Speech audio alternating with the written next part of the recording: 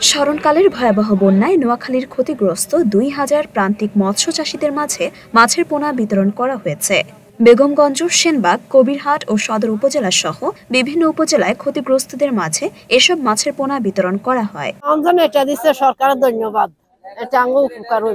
জানা গেছে, সদর, সুবর্ণচর, কবিরহাট, কোম্পানিগঞ্জ, বেগমগঞ্জ, সেনবাগ, সোনাইমুড়ি ও চাটখিল উপজেলার বন্যায় ৮৫,০০০ মাছের পুকুর ঘের ভেসে গেছে। ওয়ালটনের পণ্য কিনে জিতে নিতে পারেন নগদ ২০ লক্ষ টাকা। Double million offer! Walton fridge কিনে পেতে পারেন ২০ লক্ষ টাকা। রয়েছে কোটি কোটি টাকার নিশ্চিত উপহার। এতে ক্ষতি হয়েছে প্রায় ৬১৬ কোটি টাকা। এর মধ্যে প্রায় ২,০০০ ক্ষতিগ্রস্ত মৎস্য চাষীদের মধ্যে রাজস্ব বাজেটের আওতায় মাছের পোনা বিতরণ কার্যক্রম শুরু করেছে মৎস্য অধিদপ্তর। মাছের পোনা পেয়ে খুশি প্রান্তিক চাষীরা। কবিরহাট উপজেলায় যে মাছগুলা সরকার আমাদেরকে বর্তমান দিয়েছেন, এটা তো আমরা আল্লাহ শুকরিয়া আদায় করতেছি। তবে আমরা আশাবাদী যে সরকার আমাদের জন্য সামনের দিকে আরো কিছু করবেন বা আমরা আরো কিছু পাবো, এটা আমরা আশাবাদী। অনেক উপকার আছে এটা ধরনের, আমরা আরো খুশি।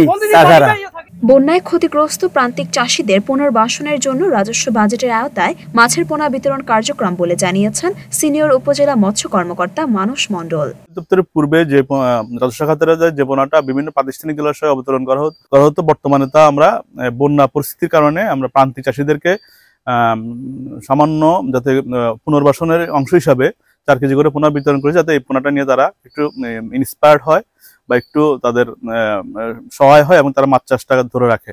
সীমিত সাধ্যের মধ্যে চাষীদের পাশে থাকার কথা জানালেন জেলা মৎস্য অফিসের সিনিয়র সহকারী পরিচালক মোহাম্মদ জিয়াউদ্দিন।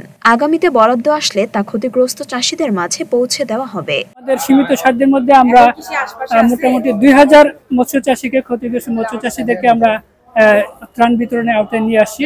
তারই ধারাবাহিকতায় আজকে যে বেগমগঞ্জ উপজেলায় আজকে বিতরণ করা হলো, ইতিমধ্যে আমরা সেনবাগ, হাতিয়া উপজেলায় বিতরণ করেছি, কবিরহাটও বিতরণ করেছি, আর বাকি অন্যান্য উপজেলায়ও বিতরণ অব্যাহত থাকবে। ক্ষতিগ্রস্ত চাষী বেশি, আমরা যদি আরো বরাদ্দ পাই পরবর্তী চাষীদেরকে আরো বেশি করে তাদের প্রণোদনা দেওয়ার চেষ্টা থাকবে।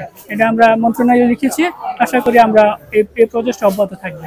মাছের পোনা বিতরণ কার্যক্রমে উপজেলা নির্বাহী অফিসারগণ সহ উপজেলার বিভিন্ন অফিসারগণ উপস্থিত ছিলেন। মরিয়ম মিম, ঢাকা পোস্ট।